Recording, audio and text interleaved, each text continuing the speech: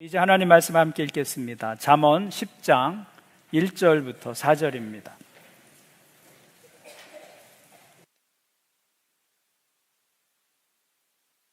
(10장) 1절부터 4절 말씀을 교대로 한 절씩 읽겠습니다. 솔로몬의 잠언이라. 지혜로운 아들은 아비를 기쁘게 하거니와 미련한 아들은 어미의 근심이니라. 그의 재물은 무익하여도 공의는 죽음에서 건지느니라. 여호와께서 의인의 영혼은 줄이지 않게 하시나 악인의 소욕은 물리치시느니라. 손을 게으르게 놀리는 자는 가난하게 되고 손이 부지런한 자는 부하게 되느니라. 아멘. 독일의 철학자 가운데 니체라는 분이 있습니다. 이분이 신은 죽었다라는 말로 우리에게 잘 알려진 분인데요, 신은 죽었다 이 말은 실제로 하나님께서 죽어서 존재하지 않는다 그 말이 아니고, 서구인의 의식과 문화 속에서 하나님에 대한 믿음이 점점 무너지고 하나님의 자리가 없어지고 있다. 하나님을 중심으로 형성되었던 서구의 가치와 질서가 함께 무너졌다, 그런 진단을 이야기하고 있는 것이죠. 근데 사람의 마음은 비어 있을 수가 없습니다. 하나님이 계셨던 자리에서 하나님이 지워졌다고 해서 그 자리가 비워진 채로 남아있지는 않습니다. 하나님이 계셔야 할 자리가 비게 되면 반드시 다른 무엇인가가 그 자리를 대신하게 됩니다. 오늘날 현대인의 삶에서 하나님을 대신하여 그 자리를 차지하고 있는 가장 강력한 존재가 돈입니다. 돈이 하나님의 자리를 대신할 수 있는 이유는 돈에는 힘이 있기 때문입니다. 돈에는 능력이 있기 때문입니다. 어떤 사람이 오랫동안 가난하게 살다가 한꺼번에 큰 부를 얻게 되었습니다. 큰 부자가 되었는데 사람들이 이렇게 물었습니다. 당신이 가난하게 살다가 갑자기 부자가 되었는데 무엇이 가장 많이 달라졌습니까? 그러자 이 사람이 이렇게 대답했습니다. 제가 부자가 되고 나서 가장 크게 피부로 느끼는 변화는 인간관계가 달라졌다는 것입니다. 인간관계가 놀랍도록 좋아졌습니다. 예전에는 저를 별로 좋아하지 않던 사람들도 요즘에는 저를 좋아하는 것 같습니다. 저를 만나기 싫어하는 사람들도 이제는 저에게 먼저 연락을 줍니다. 제가 가는 곳에 사람들이 모입니다. 부자가 되고 나서 내가 느끼는 가장 큰 변화는 나의 인간관계가 달라졌다는 것입니다. 또 하나, 제가 부자가 돼서 경험하는 놀라운 변화는 제 유머 감각이 놀랍게 달라졌다는 것입니다. 가난했을 때는 유머 감각이 제로였습니다. 그런데 이제는 내가 무슨 말만 해도 사람들이 빵빵 터집니다. 정말 인간관계가 좋아진 것일까요? 정말 이 사람이 부자가 되고 나서 갑자기 유머 감각이 새롭게 생겨난 것일까요? 그렇지 않습니다. 돈의 힘이죠. 돈의 힘. 그 사람을 보는 것이 아니라 그 사람이 가지고 있는 돈을 보고 반응이 달라진 것입니다. 이렇게 돈에는 힘이 있어요. 그래서 오늘 본문 15절은 돈이 가진 현실적인 힘을 이렇게 말씀하고 있습니다. 부자의 재물은 그의 견고한 성이요 가난한 자의 궁핍은 그의 멸망이니라. 부자의 재물이 무엇과 같다고 말해요?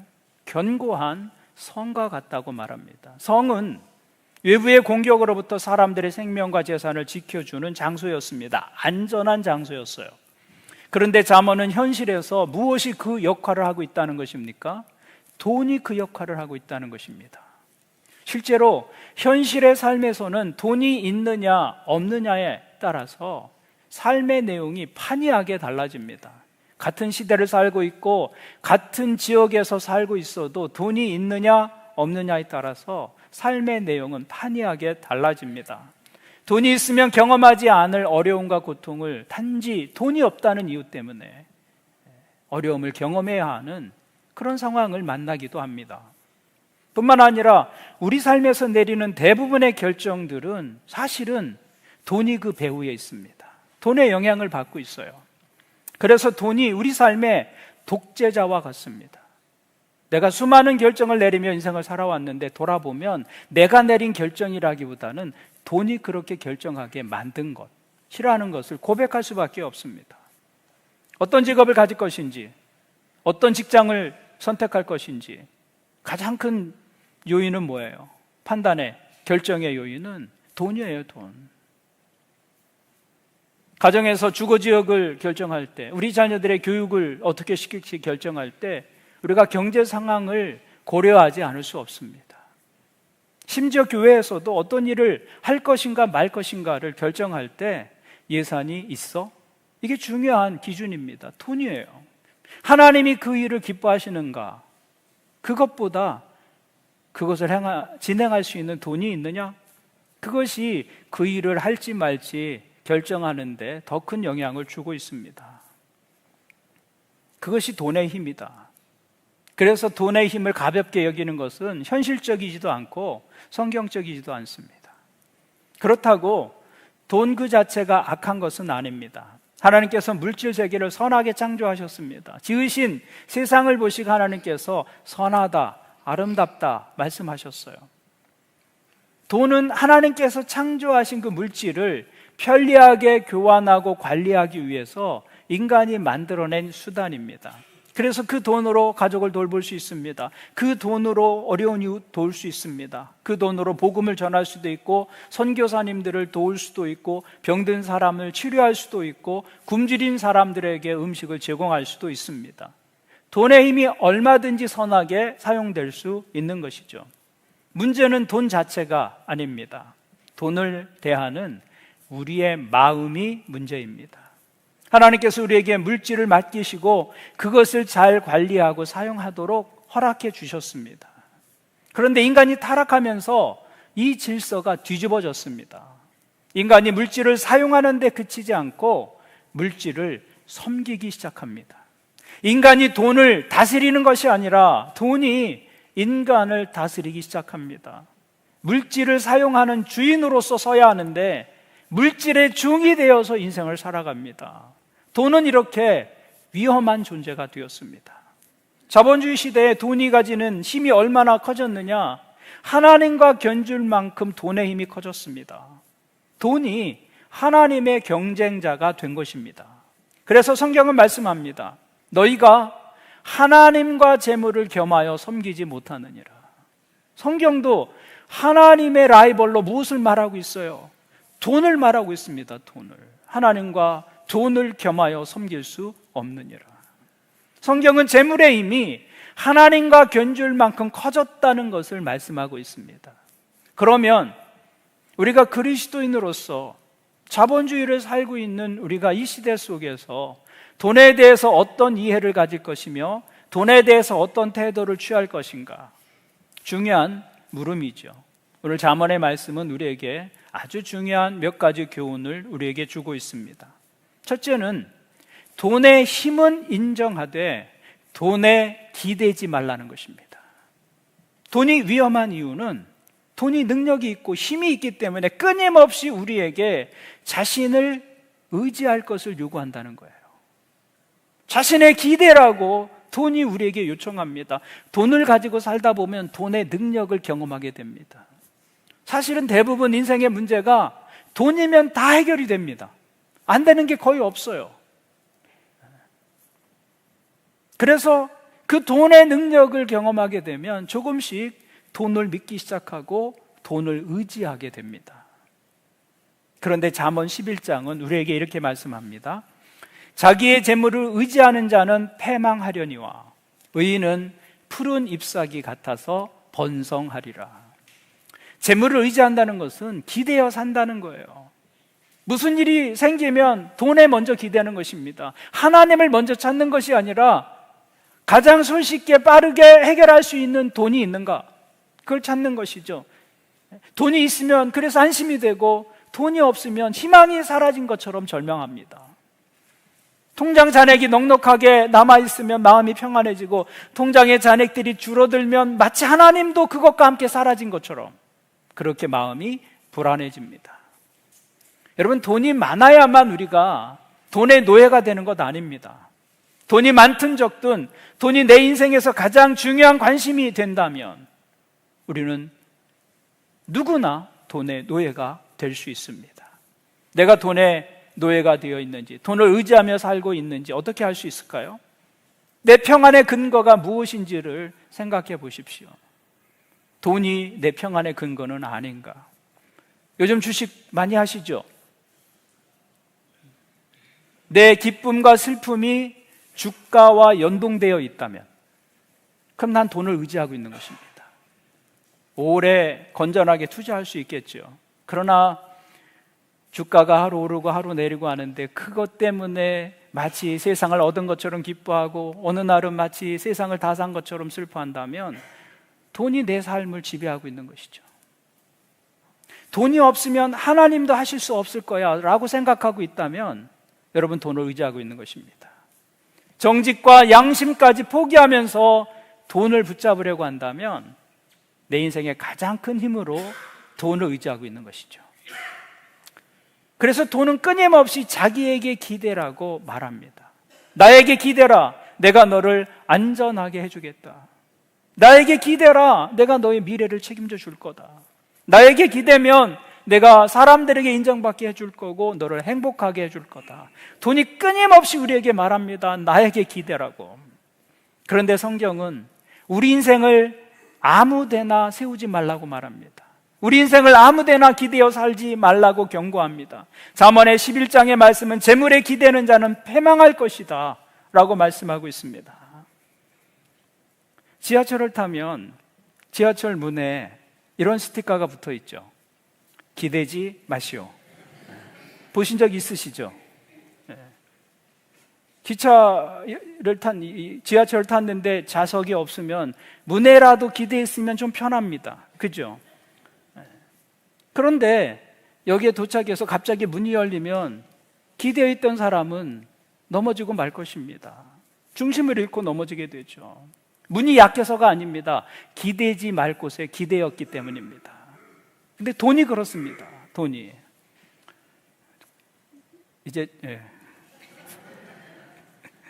돈에 기대어 사는 동안에는 돈이 주는 편안함이 있어요.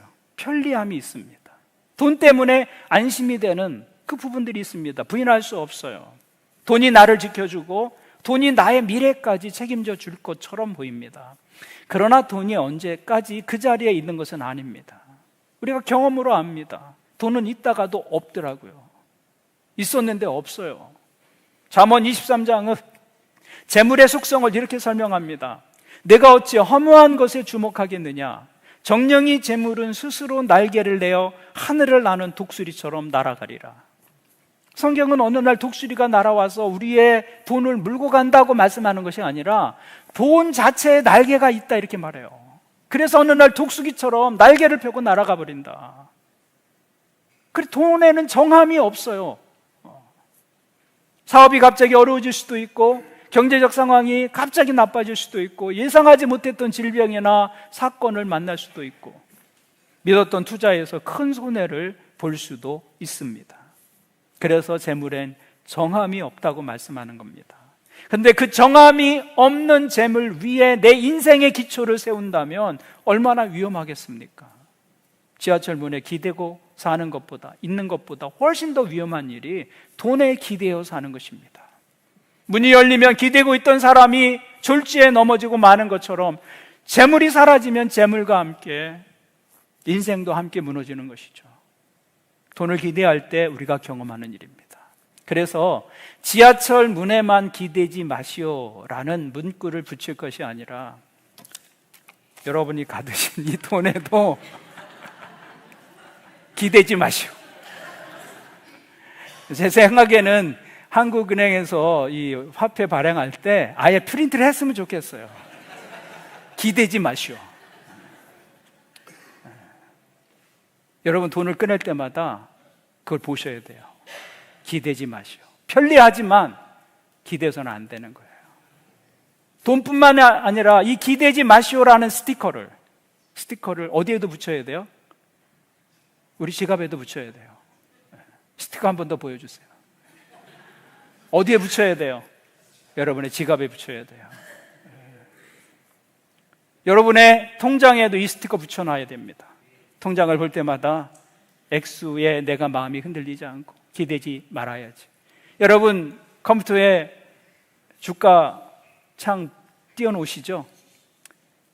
그 한 귀퉁이에 기대지 마시오. 돈을 사용해야 할 대상이지 우리가 의지해야 할 대상은 아닙니다. 돈을 소유할 수는 있지만 그러나 그 돈이 우리의 마음을 소유하게 허락해서는 안 됩니다. 돈이 많아지는 것이 문제가 아니라 돈을 의지할수록 하나님께서 작아지는 것이 문제입니다. 그러므로 사랑하는 여러분, 돈을 소유하되 돈에 소유당하지 마십시오. 돈을 사용하되 돈을 섬기지 마십시오. 돈의 힘은 인정하지만 돈에 기대지는 마십시오. 우리가 기대어 살 분은 오직 한 분, 하나님이십니다. 그것을 놓치지 않는 여러분의 믿음 될 수 있기를 주님의 이름으로 축원을 드립니다. 잠언이 우리에게 주는 두 번째 교훈은 돈을 바르게 벌고 조급하게 쌓지 말라는 것입니다. 돈을 의지하지 말라는 말씀은 돈을 무시해라, 돈을 무시하고 살아도 괜찮다, 미래에 대해서 준비하거나 계획을 하지 말아라, 그런 말씀이 아닙니다. 성경은 돈에 기대지 말라고 가르치는 동시에 우리에게 필요한 물질을 정당한 방법으로 얻고 책임 있게 관리하라고 말씀합니다. 그렇다면 우리가 돈을 어떻게 벌어야 할까요? 잠언은 우리가 부를 이루는 과정에서 특별히 두 가지의 사항을 중요하게 다루고 있습니다. 하나는 돈을 모으는 방법이고 또 하나는 돈을 모으는 속도입니다. 속도. 먼저 돈을 모으는 방법이 바르고 정당해야 합니다. 오늘 본문 4절을 보십시오. 손을 게으르게 놀리는 자는 가난하게 되고 손이 부지런한 자는 부하게 되느니라. 하나님은 우리의 모든 필요를 공급해 주시는 분이십니다. 창조주로서 모든 피조물의 필요를 아시고 하나님께서 제때 그 필요를 공급해 주십니다. 그러면 하나님께서 우리의 필요를 어떻게 공급해 주실까요? 하나님께서 직접 우리의 주머니에 너 이거 필요하지 넣어 주십니까? 그렇게 우리에게 공급해 주시지 않습니다. 하나님은 우리에게 일할 수 있는 직장, 건강, 재능, 기회를 주시고 거기에서 우리의 손의 수고를 통해서 필요한 것을 공급하여 주십니다.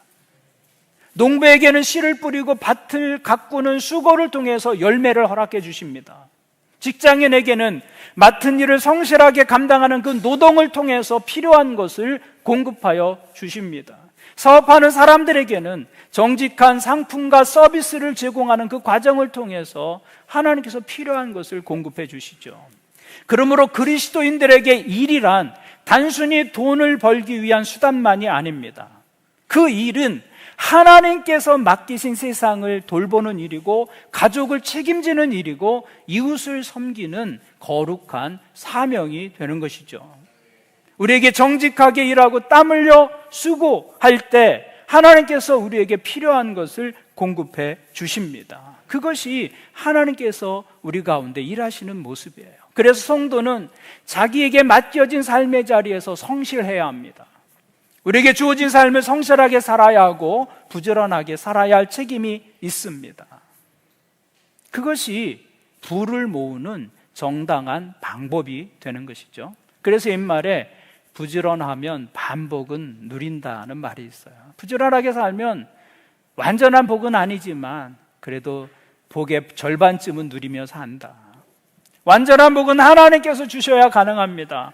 그러나 하나님께서 복을 주시려고 해도 게으른 사람에겐 주실 수가 없어요. 누워있는데 주실 수가 없는 것이죠. 주시고 싶어도 주실 수 없는 것. 게으른 사람에게 하나님께서 일하시기가 어렵습니다. 삶의 축복은 하늘에서 뚝 하고 떨어지는 것이 아니죠. 또 우연히 만나는 것도 아닙니다. 삶의 축복과 열매는 부지런함과 성실함을 통해서 하나님으로부터 공급받는 것입니다. 그러므로 부를 모으는 정당한 방법은 성실함이에요. 내게 주어진 직업의 자리에서 성실한 것입니다. 그러므로 하나님의 공급하심을 믿는다고 한다면 우리는 손을 부지런히 놀려야 할 것입니다. 하나님께서 열매를 주신다고 믿는 사람은 부지런히 씨를 뿌리고 그 밭을 가꾸어야 하는 것이죠. 성경이 가르치는 부의 첫 번째 원리는 분명합니다. 정당한 수고와 성실한 책임을 통해서 부를 얻으라고 말씀합니다. 저는 여러분들이 하나님께서 주시는 복을 성실함이라고 하는 여러분의 삶의 그릇에 담는 은혜가 있기를 주님의 이름으로 축원을 드립니다. 그런데 많은 사람들이 부를 모으는 과정에서 정당한 방법이 아닌 편법과 부정한 방법을 동원하려고 합니다. 무엇 때문입니까? 빨리 부자가 되기 때문입니다. 원하기 때문이죠. 빨리 부를 모으고 싶은 마음 때문입니다. 그래서 부를 모으는 방법만큼 중요한 것은 부를 모으는 속도입니다. 속도. 우리는 가능하면 빨리 부자가 되고 싶습니다. 그래서 사람들이 좋아하는 단어가 하나 있어요. 어떤 단어를 좋아하세요? 대박. 대박이라는 단어를 좋아해요. 대박 터졌어. 원하세요? 원합니다. 많은 분들이 내 인생에 그런 일들이 일어나기를 원합니다. 사람들마다 한 번에 큰 부를 이루기를 간절히 바라는 마음이 있어요. 그런데 하나님은 빨리 부자가 되려고 하는 마음을 굉장히 경계하십니다. 물론 살아가면서 뜻밖의 기회가 주어질 수 있습니다. 오래전에 사는 땅이 갑자기 개발이 되어서 그것이 큰 부로 돌아올 수도 있어요. 상품이 잘 사람들에게 어느 기회에 우연히 알려져서 요즘 같으면 온라인에 한번 뜨기 시작하면 정신을 차릴 수 없을 정도로 물건이 팔려나갑니다. 그렇게 손님이 몰려올 수 있죠. 새로운 기술이나 아이디어가 생각 밖의 결과를 만들어낼 수도 있습니다. 그런 기회를 만나는 것은 인생의 큰 복이죠. 문제는 속히 부자가 되는 것을 내 삶의 목표로 삼는 것입니다. 잠언 28장은 이렇게 말씀합니다. 충성된 자는 복이 많아도 속히 부하고자 하는 자는 형벌을 면하지 못하리라. 속히 부하고자 하는 사람은 형벌을 면하지 못한다고 말씀합니다. 왜냐하면 속히 부하려는 마음 때문에 편법을 동원하고 부정한 방법을 동원하기 때문에 그렇습니다. 그래서 속히 부자가 되려는 마음을 경계할 필요가 있어요. 사람이 이 속도에 집착하면 방법을 무시하기 때문에 그렇습니다. 그래서 빨리 부를 모으고 싶어하는 마음이 있으면 정직한 길이 답답하게 보입니다. 성실하게 일하면서 조금씩 쌓아가는 과정이 너무 느리게 보이는 것이죠. 이렇게 해서 언제 부자 돼? 이렇게 해서 언제 내가 원하는 자리까지 갈 수 있는가? 정당한 절차를 지키며 사는 것이 손해인 것처럼 느껴집니다. 그러면 편법이 눈에 들어오기 시작합니다. 그래서 속도에 집착하면 방법을 잃습니다. 그 속도에 기름을 붓는 것이 탐욕이에요. 탐욕이 발동하면 내가 원하는 것을 갖기 위해서 발을 동동 구릅니다. 저거 놓치면 안 되는데 이러면서. 그래서 수단과 방법을 가리지 않게 되죠. 탐욕이 온갖 시험과 유혹을 부르는 통로가 되는 것입니다. 그래서 야고보서는 이렇게 말씀합니다. 오직 각 사람이 시험을 받는 것은 자기 욕심에 끌려 미혹됨이니. 내 인생에서 시험이나 유혹을 받는 중요한 통로는 욕심 때문이라는 겁니다. 그 욕심이 잉태한 즉 죄를 낳고 죄가 장성한 즉 사망을 낳느니라. 성경은 무엇 때문에 우리가 유혹에 빠지고 시험에 빠진다고 말씀합니까? 욕심 때문이라는 거예요. 여러분, 인생의 시험 늘 있습니다. 인생의 유혹 늘 있습니다. 우리가 삶을 살아간다는 것은 그것을 마주하며 산다는 것입니다. 그런데 속히 부자가 되고 싶은 유혹이 사실은 많은 경우에 죄를 불러들입니다. 부자가 되고 싶은 마음이 누구에겐들 없겠어요. 목사인 저에게도 그럴 마음이 있습니다. 부자 되고 싶어요, 저도. 어떻게 될지는 모르겠지만. 그런데 문제는 우리 안에 있는 욕심이 문제가 되는 것이죠. 이 욕심이 우리를 잘못된 방향으로 이끕니다. 유혹과 시험 앞에서 죄를 짓게 만드는 것은 욕심 때문이에요. 그 욕심에 이끌려서 미혹되기 때문이다. 여기 중요한 영적인 원리가 있습니다. 죄가 아무리 우리를 유혹하고 시험거리를 내 삶에 늘어놓아도 우리가 욕심을 부리지 않으면 죄가 우리를 넘어지게 하지 못합니다. 그런데 욕심을 부리면 넘어지게 돼 있어요. 제가 전에 교회에서 이런 일을 경험했습니다. 하루는 에어컨이 고장났다는 전화를 받고 왔다는 사람이 교회에 왔어요. 교회를 대상으로 사기치는 분들이 의외로 많습니다. 근데 에어컨 고장 났다는 연락 받고 왔다고. 근데 마침 사역자들이 아무도 없었어요. 그래서 우리 사역자 중에 한 사람이 전화를 했나 보다 그래 생각했어요. 그래서 실외기가 어디 있냐고, 그래서 어디 있다고 알려주고 잠시 후에 그분이 왔어요. 그리고서는 기판을 보여주면서 이게 타버렸다고, 이게 2개 교체했다고 24만 원을 달라는 거예요. 그래서 계좌 주시면 입금하겠다 그랬더니, 계좌로 입금하면 부가세가 붙으니까 그냥 현금으로 달라고 그러더라고요.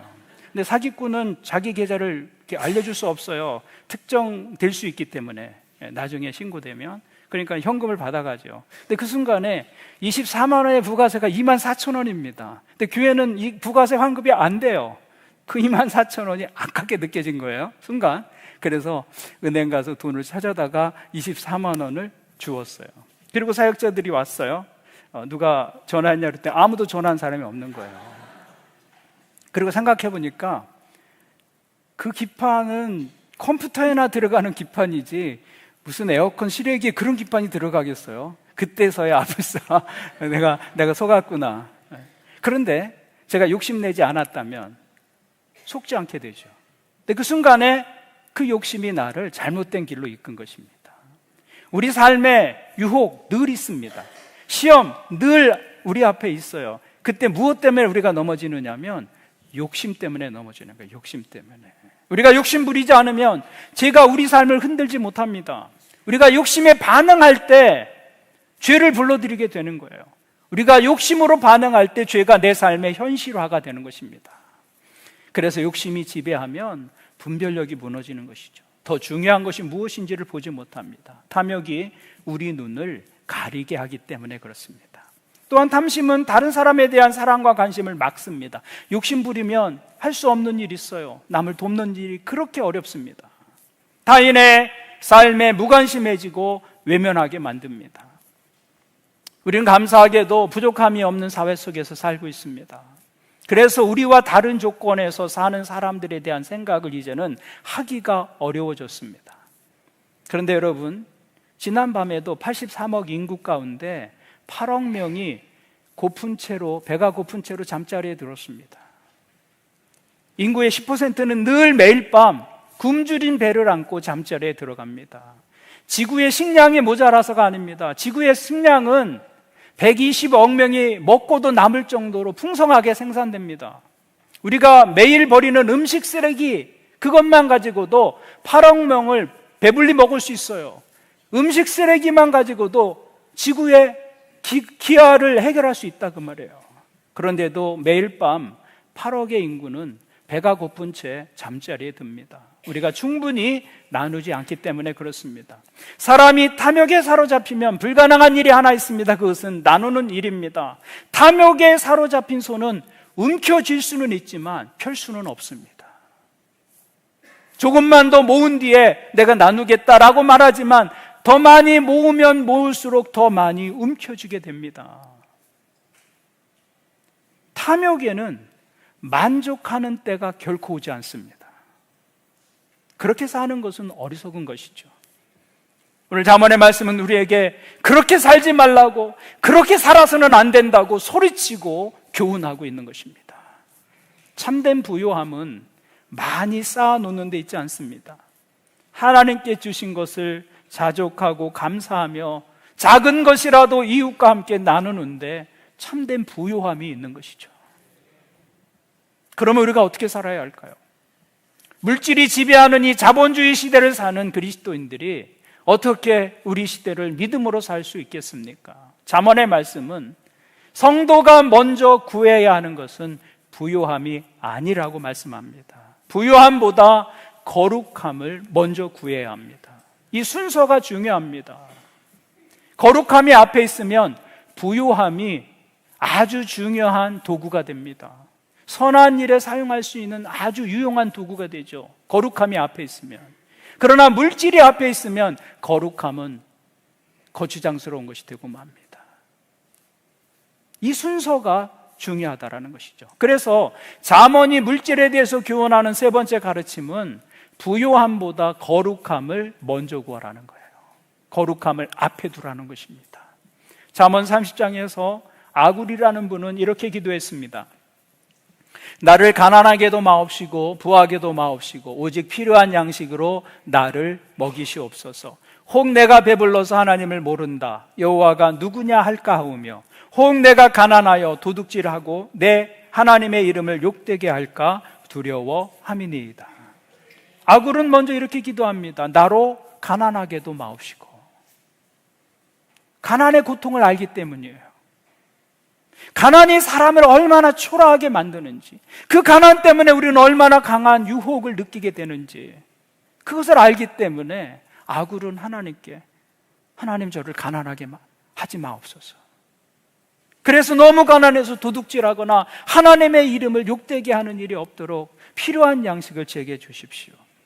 저를 가난하게 마옵시고. 그런데 아굴의 기도는 거기서 멈추지 않았습니다. 아굴은 이어서 이렇게 기도합니다. 부하게도 마옵시고. 여러분, 이 기도엔 아멘하기가 쉽지 않습니다. 하나님 저를 가난하게 하지 마옵소서. 그 기도엔 쉽게 아멘할 수 있어요. 그런데 저를 부하게도 하지 마옵소서라는 기도엔 아멘하기가 쉽지 않아요. 우리는 오히려 이렇게 기도하고 싶습니다. 하나님 저를 부하게 해주십시오. 제가 믿음을 잘 붙잡겠습니다. 재산도 많아지고 신앙도 좋게 해주십시오. 영혼도 잘 되고 범사도 잘 되게 해주십시오. 그러면 하나님도 좋고 저도 좋은 거 아닙니까? 하나님 저를 부하게 해주시면 제가 믿음을 잘 붙잡겠습니다. 그렇게 된다면 얼마나 좋겠어요. 삶도 풍요로워지고 동시에 하나님도 잘 섬길 수 있다면 그보다 더 좋을 수가 없겠죠. 그런데 아굴은 자기의 마음을 자신할 수 없었어요. 자신하지 않습니다. 하나님 부하게 해주시면 제가 하나님 정말 멋지게 섬기겠습니다. 그렇게 자신하지 않았어요. 아굴은 그 부요함이 신앙의 위기가 될 수 있다는 것을 알았습니다. 그래서 배부르고 편안해지면 하나님을 잊어버릴 수 있다는 사실을 두려워했습니다. 그래서 아굴의 기도는 단순히 제가 부하게도 마시고 가난하게도 마시고 그냥 중간 정도에서 살게 해주십시오, 그런 기도가 아닙니다. 그건 오해예요. 나로 가난하게도 마시고 부하게도 마옵소서라는 기도의 본질은 중간 정도의 수준에서 살게 해주십시오라는 기도가 아니라 아굴이 평생 추구했던 것은 가난도 아니고 부요함도 아니고 그 너머에 있는 거룩함이었다는 것입니다. 거룩함. 그 거룩함이 우리 인생의 목표가 될 때 하나님이 부를 주시면 좋은 도구가 됩니다. 때로 내 생각보다 채워지지 않아도 그것이 내 삶을 흔들지 않습니다. 그것이 거룩함이 앞에 있을 때 우리가 누리는 축복 가운데 하나입니다. 그래서 삶이 풍요로워지는 것보다 하나님과의 관계를 바르게 맺고 살아가는 것을 더 중요하게 여기는 것이죠. 많이 소유하는 것보다 거룩한 사람으로 사는 것, 그것을 더 귀하게 여기는 것입니다. 그것이 아굴의 관심이었어요. 가난이나 부요함이 아니라 그 너머에 있는 하나님과의 관계, 그 거룩함을 추구하며 살아가는 것. 한때 한국교회에서 거룩한 부자라는 말이 유행한 적이 있었습니다. 깨끗하고 정당한 방법으로 부자 되자, 그리고 재물을 좋은 일에 사용하자. 아주 좋은 취지였어요. 근데 우리가 이런 말을 사용할 때 좀 조심할 필요가 있습니다. 거룩한 부자라고 했을 때 그 거룩이라는 단어가 부자를 수식하는 장식이 아닙니다. 그 거룩이라는 단어 자체가 부자를 장식하는 액세서리가 될 수 없어요. 거룩은 우리 신앙의 목적입니다. 모든 신앙인들이 삶의 목표로 해야 하는 것이 그 거룩함입니다. 그런데 그 거룩이라는 단어를 가져다가 다른 것을 수식하는 용어로 사용할 때 우리는 그 단어를 가지고 우리의 욕심을 감추는 데 사용할 수 있습니다. 그래서 거룩한 부자라고 말하지만 우리의 관심은 거룩에 있는 것이 아니라 사실은 부자에게 있는 것이죠. 거룩한 성공을 말하지만 우리의 마음은 거룩함이 아니라 성공이 진짜 우리의 마음이에요. 거룩은 그런 수식어가 아니다라는 것이죠. 거룩은 그것 자체가 목적이 되어야 합니다. 그래서 아굴은 부요함을 추구하지 않고 나는 거룩을 추구합니다, 그렇게 고백했던 것이죠. 거룩을 추구하면 내가 부자로 살아도 괜찮습니다. 하나님이 주시는 그 부가 선한 일을 위해서 아주 유용한 도구로 사용될 수 있기 때문에 그렇습니다. 때로 가난에 처해도 괜찮습니다. 그 상황이 나의 거룩함을 흔들지 못하기 때문입니다. 그래서 바울 사도는 내가 풍부에도 처할 줄 알고 궁핍에도 처할 줄 아는 일체의 비결을 배웠다고 말합니다. 그것은 삶의 부유함이나 가난함이 내 삶을 흔들지 못한다는 거예요. 하나님을 향한 내 마음을 그 외적인 환경들이 흔들지 못하는 그런 믿음의 중심을 가지고 있다라고 고백한 것이죠. 그것이 바로 물질을 넘어선 삶의 모습입니다. 그것이 바로 우리의 삶의 방향이 되어야 한다고 잠언은 우리에게 말씀하고 있는 것이죠. 그것이 우리의 삶의 방향이 될 때 하나님은 우리의 성실함과 부지런함을 통해서 우리의 모든 필요를 채워주실 것입니다. 또한 다른 사람들과 함께 나눌 수 있는 부요함도 허락해 주실 것입니다. 그러므로 사랑하는 여러분, 매일의 삶에서 직장을 출근할 때, 일하러 갈 때, 여러분의 지갑을 열을 때 오늘 이 말씀을 기억할 수 있기를 바랍니다. 지갑을 열 때마다 돈이 우리에게 강하게 말할 것입니다. 나를 의지해라. 나를 의지해라. 그때 이 스티커를 기억하십시오. 기대지 마시오. 이것을 기억해야 됩니다. 돈을 소유하되 돈에 소유당하지 마십시오. 돈을 사용하되 돈을 섬기지 마십시오. 우리가 기대어 살 분은 하나님 한 분뿐입니다. 삶의 모든 형편 속에서 그 하나님을 붙들고 살아갈 때 이 모든 것을 더하여 주시는 하나님의 축복이 여러분에게 있게 될 것입니다. 이 은혜가 예배하는 여러분의 삶에 임하기를 주님의 이름으로 축원을 드립니다. 아멘. 기도하시겠습니다. 하나님 감사합니다. 우리에게 생명 주시고 또 우리의 영혼과 육신의 아버지가 되어주셔서 삶의 모든 필요를 공급해 주시니 감사합니다. 그런데 하나님, 때때로 우리의 삶의 필요가 충분히 채워지지 않았을 때 마치 하나님이 계시지 않은 것처럼 걱정하고 염려하고 불안해하며 하나님을 의심했던 것을 고백합니다. 이 시간 우리에게 믿음 주시기를 구합니다. 하나님, 우리 아버지가 되신다고 하셨사오니 우리의 필요를 하나님께서 친히 채워주시기를 기도합니다. 우리의 수고를 기억해 주시고 매일 우리에게 일용할 양식뿐만이 아니라 근심 없는 부요함을 더하여 주옵소서. 그리고 그것들을 통해 삶의 필요를 채워주실 때 이 모든 것이 하나님께로부터 왔음을 잊지 않는 믿음 되게 도와주옵소서. 우리의 삶이 부요와 가난함을 넘어서 거룩함에 있기를 원합니다. 그래서 주신 것 가지고 나누고 베푸는 삶을 기쁘게 살아가게 도와주옵소서. 돈을 소유하되 돈에 소유당하지 않게 하시고 돈을 사용하되 돈을 섬기거나 기대지 않게 도와주옵소서. 우리 평생에 하나님을 기대고 하나님을 의지하는 삶으로 하나님께로부터 필요한 모든 것들을 공급받는 하늘의 백성들 되게 하여 주옵소서. 우리의 참된 보화가 되시는 예수 그리스도의 이름으로 간절히 기도합니다. 아멘.